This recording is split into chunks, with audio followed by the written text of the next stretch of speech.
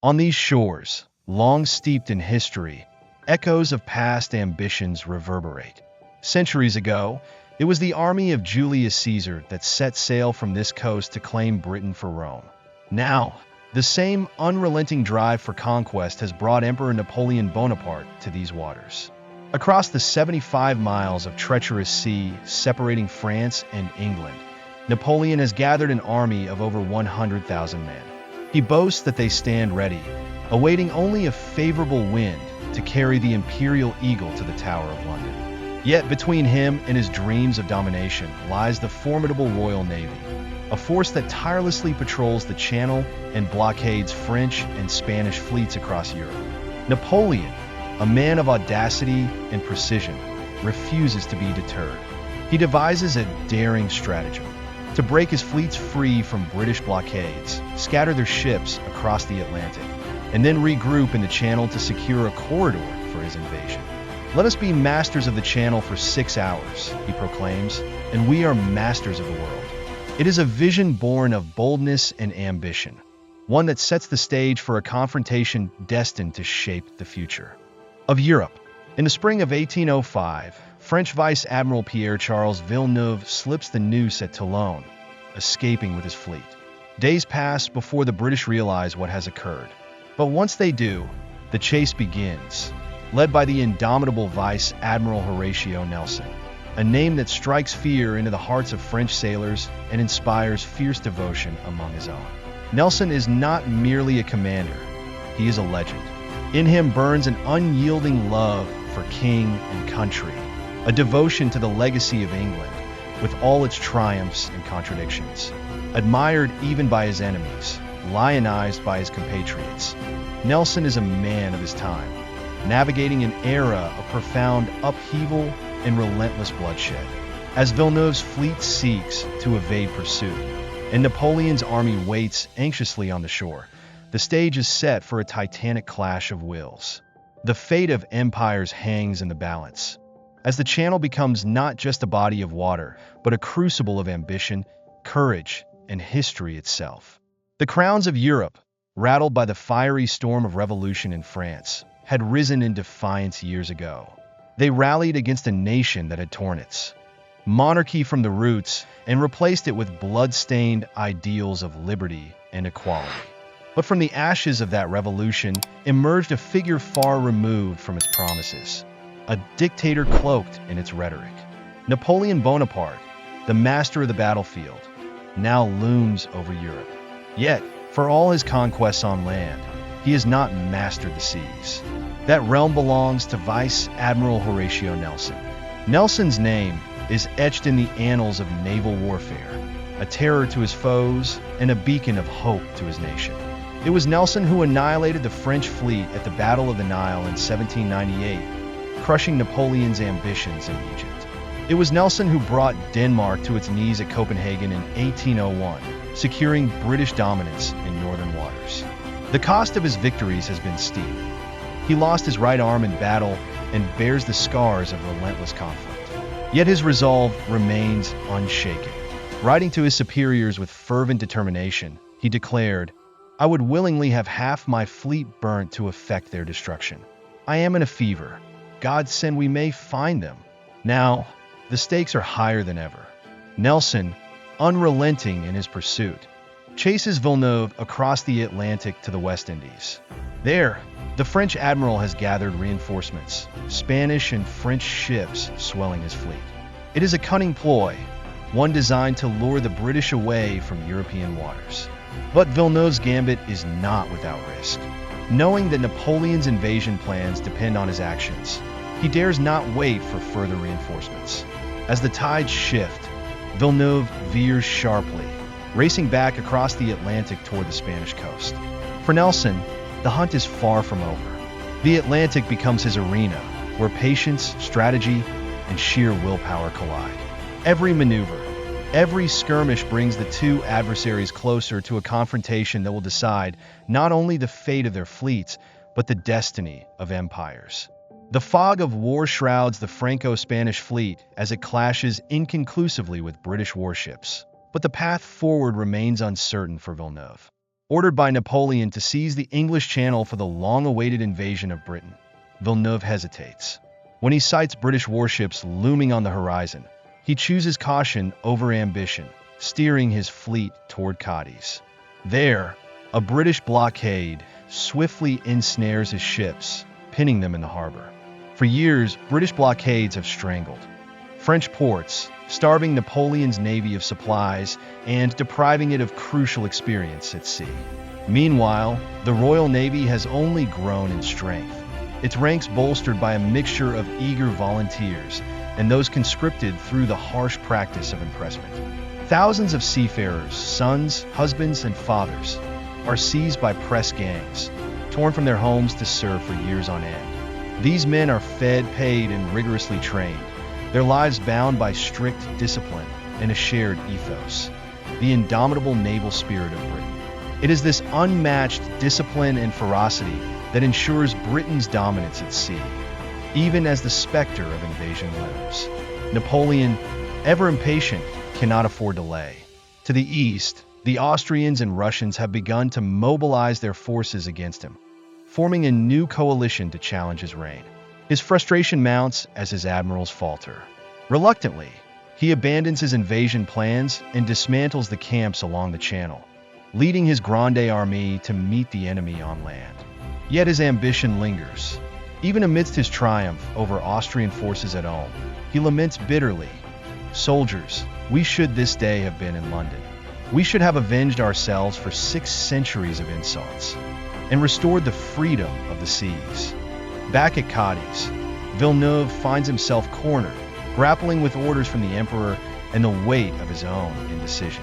Napoleon demands he break the blockade and head for the Mediterranean, but Villeneuve hesitates yet again, unwilling to face the might of the British fleet. His resolve falters further upon learning that Napoleon has dispatched a vice admiral to replace him, a blow to his pride and honor. It is only this affront that stirs him to action. On the morning of October 19th, the Franco-Spanish fleet finally sets sail, moving cautiously toward Cape Trafalgar. The British fleet, ever watchful, springs into action. At its helm is Horatio Nelson, commanding from the deck of HMS Victory, a towering warship bristling with over 100 guns. Nelson's arrival signals the coming of a decisive clash, one that will echo through history. Far from the shores of Cadiz, as Napoleon basks in the triumph at home, his thoughts remain consumed by what could have been. His dream of conquest across the Channel fades, but the battle about to unfold at Trafalgar will determine not just the fate of his navy, but the balance of power across Europe. The stage is set for one of history's most fateful naval confrontations. Unbeknownst to Napoleon, the decisive battle for the seas is mere hours away. On the morning of October 21st, 1805, Nelson's fleet bears down upon the Franco-Spanish Armada near Cape Trafalgar. Outnumbered and outmanned, 27 ships of the line to 33, 17,000 men against 30,000. The British stand at a stark disadvantage. But what they lack in numbers, they make up for in training, discipline, and the audacious brilliance of their commander.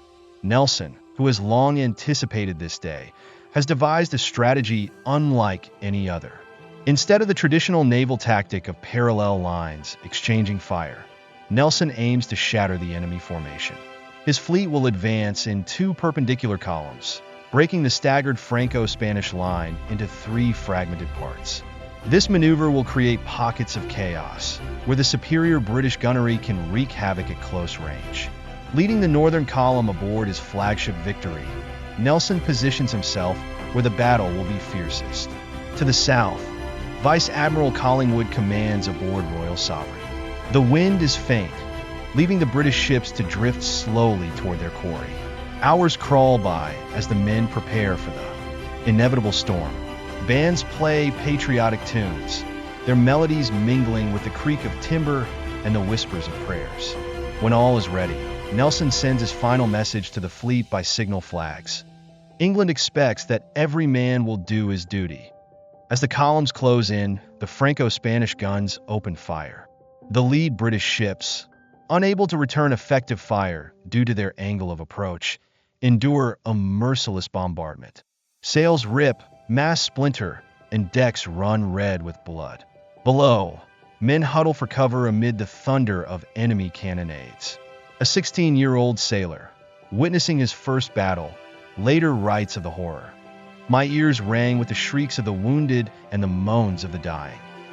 Collingwood's Royal Sovereign is the first to pierce the enemy line, delivering a devastating broadside into a Spanish warship.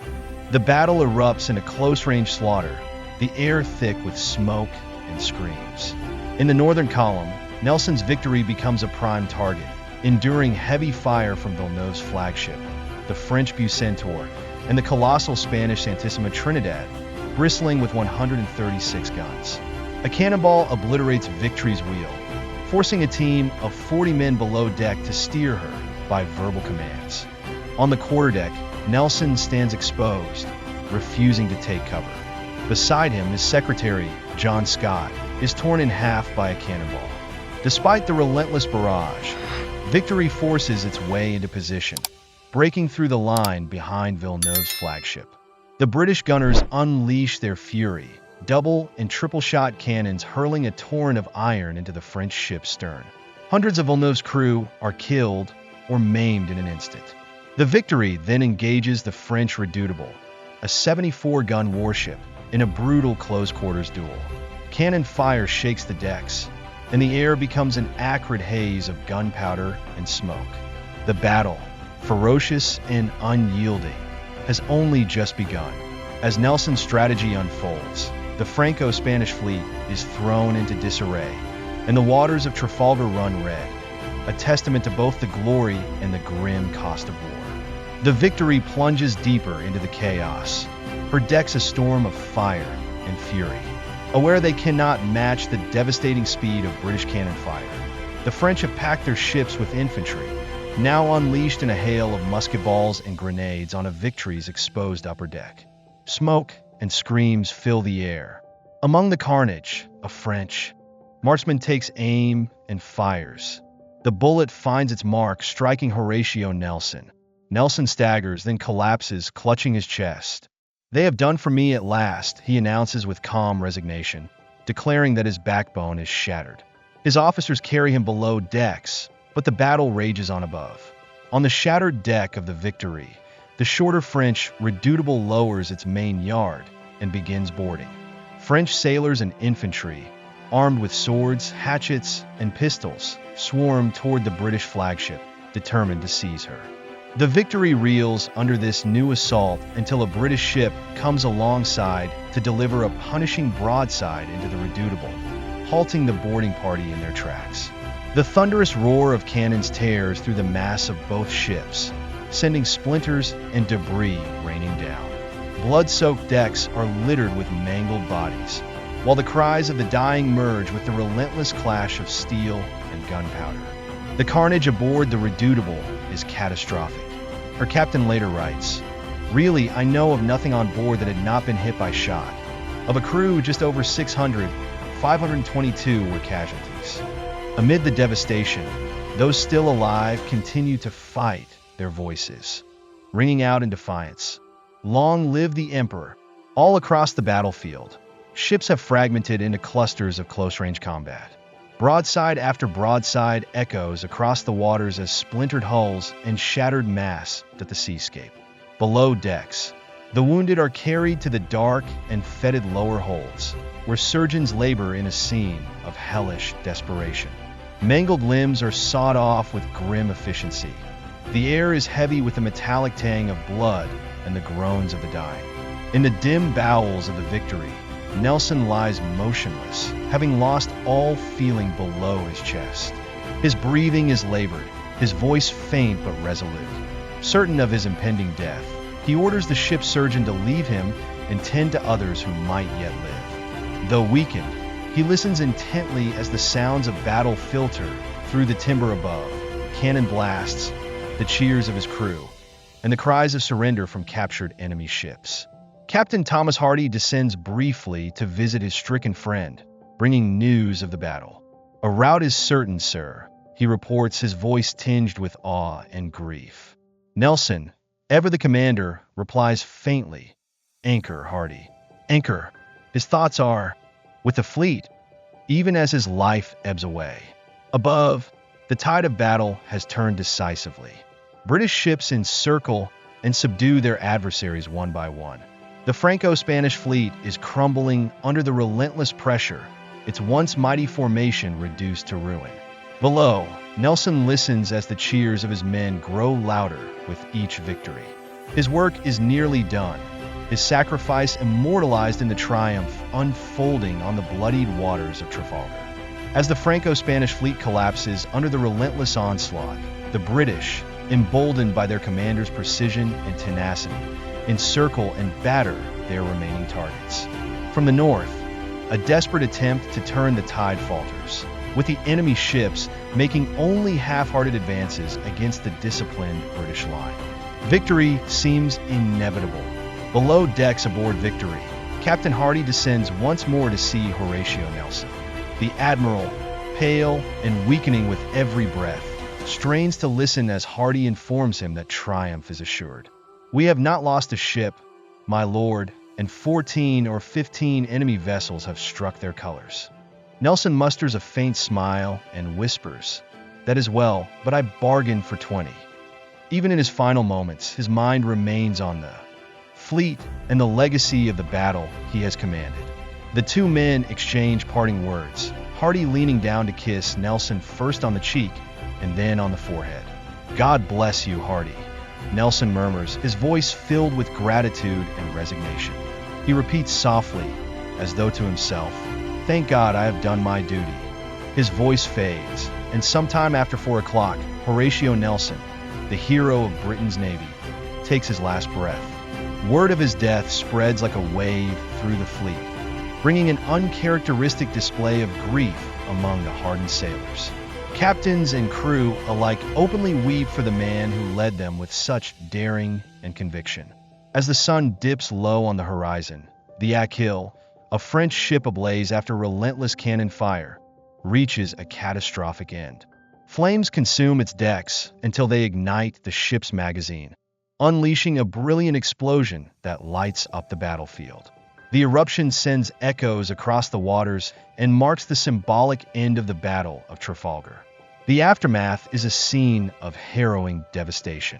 The ocean, once a theater of war, is now littered with splinters, sails, severed limbs, and the bodies of the fallen. Amid the wreckage, survivors cling to debris, gasping for rescue. British casualties number around 1,700 dead and wounded, a grim toll, but a fraction of the losses suffered by their enemies. The Franco-Spanish forces, broken and humiliated, count approximately 7,000 dead or injured, with another 7,000 taken prisoner. Over half of their fleet has been captured as British prizes. A handful of ships managed to escape, but their defeat is total. Among the captured vessels is the massive Santissima Trinidad, its decks soaked in blood and chaos. A 16-year-old British sailor, boarding the shattered giant, writes in his journal she had between 300 and 400 killed and wounded. Her beams were covered with blood, brains, and entrails. The smell of death was everywhere. The Spanish and French, bound by Catholic traditions, keep their dead aboard, hoping to give them proper burials once they reach land. But for many, their final resting place will be the sea. The British, battered but victorious, prepare to tow their captured prizes home, carrying with them the spoils of war and the memory of their fallen hero, whose duty and sacrifice will echo through the ages. The Battle of Trafalgar has ended, not only as a decisive naval triumph, but as the sealing of Britain's dominion over the seas. The Battle of Trafalgar, though decisive, brought with it an aftermath of devastation. While the British celebrated their naval dominance, the ocean itself turned against the survivors. A dark hurricane swept across the waters in the days following the battle, scattering the battered ships and taking even more lives. A French sailor, witnessing the wreckage, described a scene of harrowing despair. The wounded were shrieking. When the tide was out, they dragged themselves along on those limbs that were not maimed and sought to avoid the death that they found further on. The storm compounded the Franco-Spanish defeat, claiming several more vessels that had already been crippled in battle. Those that remained could do little to salvage their shattered fleet. Napoleon's ambitions of invading Britain were now irreparably destroyed. Trafalgar had shattered not only ships, but also the Emperor's dreams of breaking British resistance through naval supremacy. In England, the triumph of Trafalgar was tempered by the loss of its most cherished hero.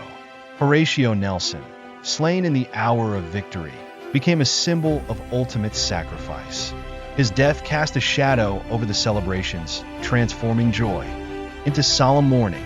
The public would soon gather to witness his regal state funeral, a grand affair adorned with flags captured at Trafalgar and attended even by French prisoners, including Admiral Villeneuve. The procession immortalized Nelson as more than a leader. He was now a legend. Villeneuve, meanwhile, returned to France in the spring, exchanged in a prisoner swap. But his homecoming was far from triumphant. Napoleon, unwilling to acknowledge the full scale of the disaster at Trafalgar, suppressed much of the news. Still, Villeneuve's failure left him disgraced and an embarrassment to the emperor. In the weeks following his return, Villeneuve was found dead in a hotel room under circumstances that sparked controversy. Officials claimed he had taken his own life, citing a note found nearby. Yet the official cause of death, 6 stab wounds to the lung and 1 to the heart, invited speculation. Questions lingered, whispers of assassination casting a shadow over the tale. Though Trafalgar marked the dawn of British dominance at sea, the war for Europe continued unabated. Napoleon, undeterred by his naval defeat, turned his focus to land. In a matter of weeks, he would achieve one of his greatest victories at the Battle of Austerlitz, crushing Austria and Russia in a masterstroke of strategy. The dissolution of the Holy Roman Empire soon followed, and Napoleon's power reached new heights. The story of Trafalgar is one of triumph and tragedy, a pivotal moment in an era defined by ambition, resilience, and sacrifice. These events shaped the world we know today, serving as a reminder of the incredible times through which our ancestors lived. For those of us with tangled roots, Filipino, Irish, Polish, Scottish, and English, exploring this history connects us not only to the past, but to the shared human experience of struggle, survival, and legacy. Uncovering the stories of our ancestors is a journey into the past that can illuminate the present. Through tools like MyHeritage, this exploration has become more accessible than ever. By entering just a few names and details from my family's history, I was amazed to see the connections unfold. The platform, with its database of over 19 billion records, revealed documents and connections that I never thought I'd find. One discovery that stood out was an Irish baptism record from 1859, which led me to the exact day and city where my Irish great-grandfather arrived in the United States. Another revelation came from my New England lineage, a connection to the Salem witch trials. Among my ancestors was Benjamin Marshall, who signed a letter defending the innocence of a husband and wife accused of witchcraft. While tragedy struck with the husband's execution, the wife was later spared, and their story lives on through these records. Exploring our roots is more than just learning names and dates. It's about connecting with the lives and struggles of those who came before us. Their stories, once hidden, become part of our own. Through tools like this, uncovering history becomes less daunting and more of an inspiring adventure.